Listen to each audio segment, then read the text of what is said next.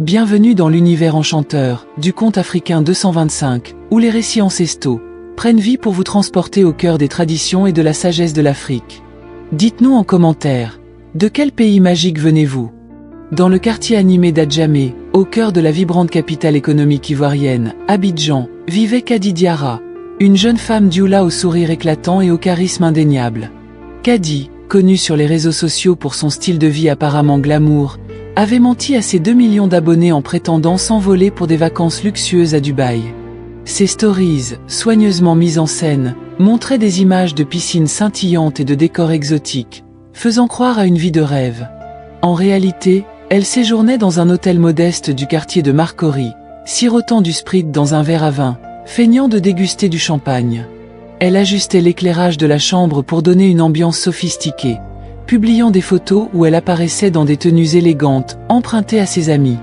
Un après-midi, alors qu'elle se prélassait sur le lit, un employé de l'hôtel frappa à la porte et l'informa avec courtoisie que sa réservation d'une nuit avait expiré. Embarrassée, Kadi rassembla ses affaires en hâte, enfila une large casquette et des lunettes de soleil pour dissimuler son visage, et quitta l'hôtel en évitant les regards indiscrets.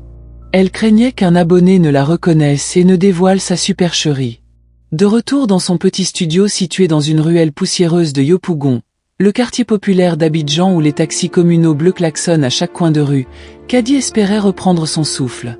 Mais sa voisine, Awa Konan, une femme baoulée connue pour son franc-parler et sa jalousie mal dissimulée, l'attendait.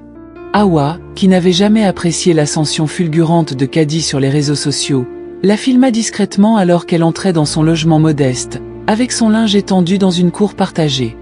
Sans hésiter, Awa posta la vidéo sur Instagram, taguant des blogueurs populaires et même Kadi elle-même. La vidéo, montrant le contraste entre le luxe affiché par Kadi et la réalité de son quotidien, devint virale en quelques heures. Les commentaires fusaient. « Kadi, on savait que tu faisais semblant. Quelle honte pour Adjamé !» La réputation de Kadi, patiemment construite, s'effondrait sous les yeux d'Abidjan et au-delà.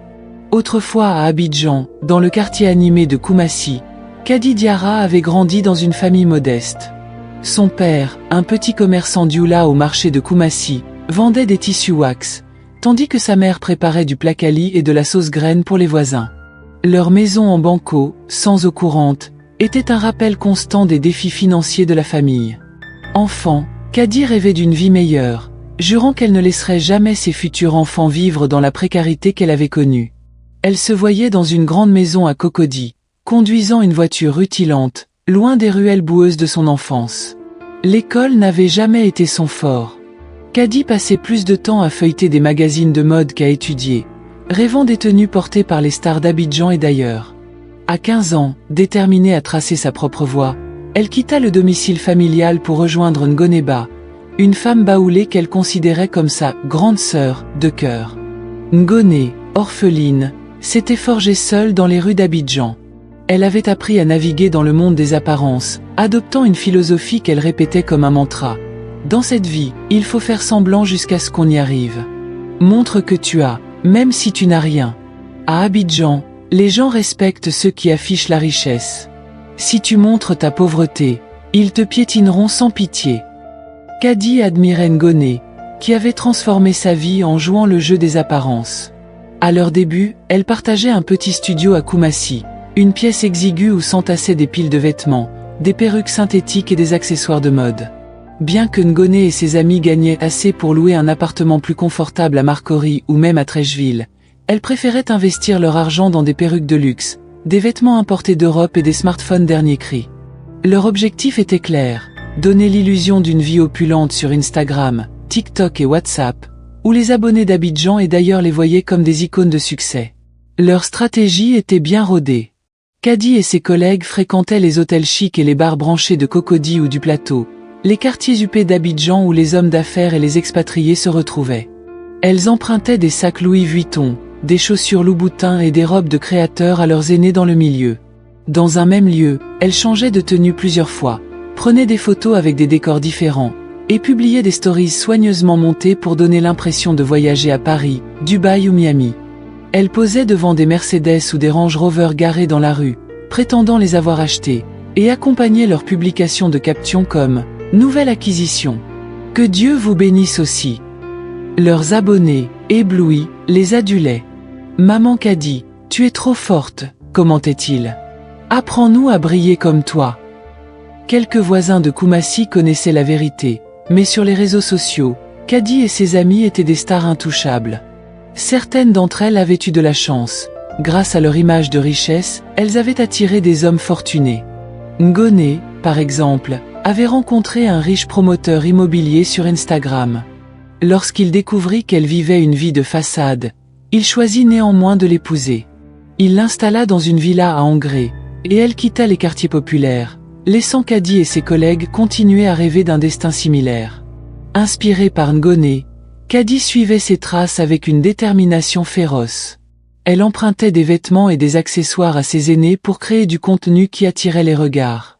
Un jour, elle emprunta une robe rouge éclatante et une perruque brésilienne à une amie et se rendit au Sofitel Hôtel Ivoire, un établissement emblématique d'Abidjan. En arrivant, elle aperçut une Mercedes-Benz flambant neuve garée devant l'entrée. Émerveillée, elle se filma devant la voiture, criant dans la vidéo « Mon Dieu, je viens de m'acheter une nouvelle Mercedes.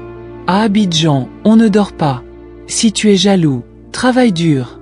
Laissez vos félicitations dans les commentaires si vous voulez être les prochains. » Dans un élan théâtral, Kadi s'agenouilla devant la voiture, feignant des larmes de joie.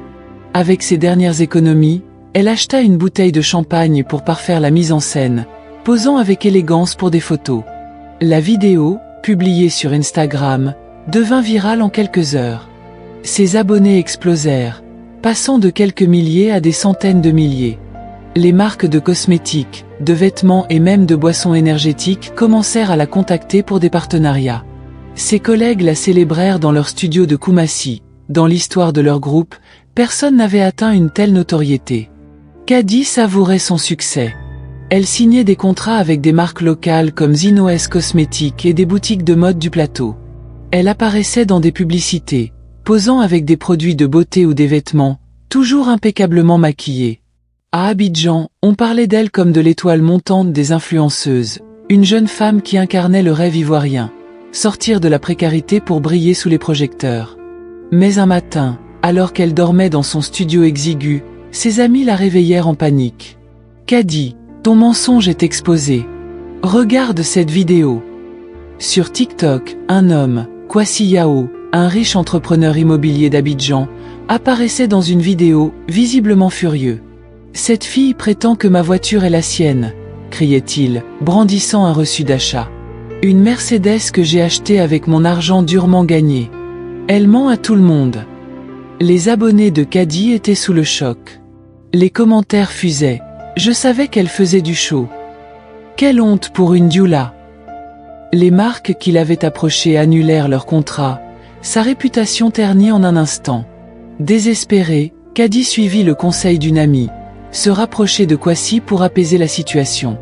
Elle lui envoya un message privé sur Instagram, s'excusant avec humilité et utilisant son charme naturel pour le convaincre de ne pas aggraver l'affaire. « Monsieur Kwasi, je suis vraiment désolée, » écrivit-elle. « C'était juste pour m'amuser, je ne pensais pas à mal. » Kwasi, séduit par sa voix douce et son sourire, accepta de la rencontrer dans un restaurant huppé de Cocody, le Maquis du Val.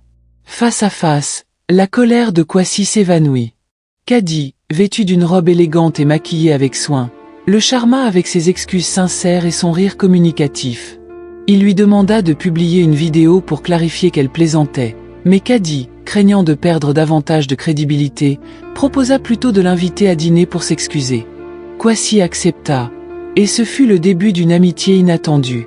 Pour relancer sa carrière, Kadi posta une nouvelle vidéo devant la Mercedes, taguant Kwasi avec un message ambigu. « Avec mon grand frère, on profite de la vie. » Les abonnés, confus, ne savaient plus qui croire. Était-ce vraiment sa voiture? Était-elle amie avec le propriétaire? Les spéculations allaient bon train dans les commentaires. Kwasi, déjà sous le charme, l'invita chez lui, dans sa luxueuse villa à Angré, un quartier résidentiel prisé d'Abidjan. Kadi saisit l'opportunité pour relancer son contenu. Elle tourna des vidéos dans la maison de Kwasi, prétendant qu'il s'agissait d'une des propriétés de son père, un supposé homme d'affaires Dioula. Elle réalisait des tutoriels de maquillage dans la salle de bain en marbre, des vlogs de cuisine dans la cuisine ultramoderne, et des vidéos d'unboxing de produits qu'elle recevait de marques. Elle allait même en live depuis la piscine, montrant à ses abonnés une vie de luxe qu'ils enviaient. Caddy invita même ses collègues à la villa pour tourner du contenu en l'absence de Kwasi. Elles arrivaient avec des sacs remplis de vêtements et de perruques, transformant la maison en studio improvisé. Un jour, Kwasi rentra plus tôt que prévu et les surprit. Mais, aveuglé par son affection pour Caddy, il ne s'en offusqua pas et les accueillit chaleureusement, offrant même du poulet braisé et de la loco pour tout le monde. Encouragé par cette dynamique, Kwasi décida un soir de déclarer ses sentiments à Caddy. « Je t'aime, Caddy. Je veux qu'on soit ensemble », lui dit-il lors d'un dîner romantique au bord de la lagune ébriée. Caddy, bien qu'elle n'éprouvât aucun amour pour lui, accepta. Elle voyait en lui une opportunité de maintenir son style de vie. Caddy profitait de la générosité de Kwasi. Elle lui demandait des sacs Gucci, des chaussures de luxe, des bijoux en or, qu'elle exhibait dans ses vidéos. « Regardez mon nouveau sac, mes chéris », disait-elle dans un vlog d'unboxing. Elle devint l'une des créatrices de contenu les plus en vue d'Abidjan, classée parmi les 2 influenceuses les plus influentes de la ville. Mais Kwasi, lassé par son manque d'affection, décida de la tester. Un soir, il rentra en pleurs, prétendant avoir tout perdu dans un mauvais investissement immobilier. « La banque va saisir ma maison et mes voitures », dit-il, le visage défait. Il emménagea dans un petit appartement à Yopougon, expliquant qu'il devait repartir de zéro. Caddy, incapable de s'adapter à cette vie modeste, trouva des excuses pour ne plus le voir. « J'ai un shooting à Cocody » ou « Je dois aider ma mère à Koumassi ». Kwasi, déçu, lui révéla la vérité. « C'était un test, Caddy. Tu ne m'aimes pas, tu voulais juste mon argent. C'est fini. » Caddy, dévastée, retourna dans son studio à Yopougon. Elle cessa de publier pendant des mois, et ses abonnés, inquiets, inondaient sa boîte de messages. « Maman Caddy, où es-tu? Donne-nous une vidéo. » Mais Caddy, brisée, restait silencieuse, passant ses journées à écouter du coupé-décalé pour noyer son chagrin. Un jour, un Américain d'origine ivoirienne, Félix Conan, la contacta via Instagram. Séduit par son style de vie en ligne, il lui proposa une rencontre dans un bar branché de Trècheville, le Parker Place. Caddy, fidèle à ses habitudes, prétendit être la fille d'un riche homme d'affaires d'Youla et se présenta comme décoratrice d'intérieur. Félix, ingénieur basé à Atlanta, fut impressionné par son ambition apparente. Ils entamèrent une relation, malgré les fréquents voyages professionnels de Félix, qui travaillait sur des projets pétroliers en Afrique de l'Ouest. Pour relancer sa carrière, Caddy réserva une chambre au Radisson Blu d'Abidjan, un hôtel chic près de l'aéroport. Elle posta des stories prétendant être à Dubaï, posant près de la piscine avec une coupe de jus de bissap présentée comme du champagne. « Mes chéris, je profite à Dubaï », écrivait-elle. Mais Awa, sa voisine jalouse, la guettait. Lorsqu'elle rentra à Yopougon, Awa la filma discrètement et posta la vidéo, révélant son studio modeste, avec son linge étendu et sa salle de bain délabrée. La vidéo, relayée par des blogueurs comme Abidjan Show, devint virale. Caddy, humilié, confronta Awa dans une dispute publique devant leur cour commune. « Espèce de jalouse! Qui t'a demandé de me filmer sans permission? Je vais te poursuivre !» cria-t-elle, tandis que des voisins curieux filmaient la scène avec leur smartphone. Pendant leur altercation, une voix l'interpella, c'était Félix. Il avait vu la vidéo et retrouvé son adresse à Yopougon. Furieux, il la traita de menteuse. « Tout ce que tu m'as raconté était faux. C'est fini, ne m'appelle plus jamais. » Caddy s'enferma dans son studio, pleurant pendant des mois. Ses abonnés, bien que déçus, regrettaient son énergie et son charisme. « Maman Caddy, reviens, tu nous manques », écrivait-il. Un jour, brisant le silence, Caddy publia une vidéo sincère, assise sur un pagne wax dans son petit salon. « Je viens d'un milieu pauvre, à Koumassi », dit-elle, les yeux humides. « Tout ce que je voulais, c'était réussir, offrir une belle vie à ma famille. J'ai cru que faire semblant me mènerait au succès, mais j'avais tort.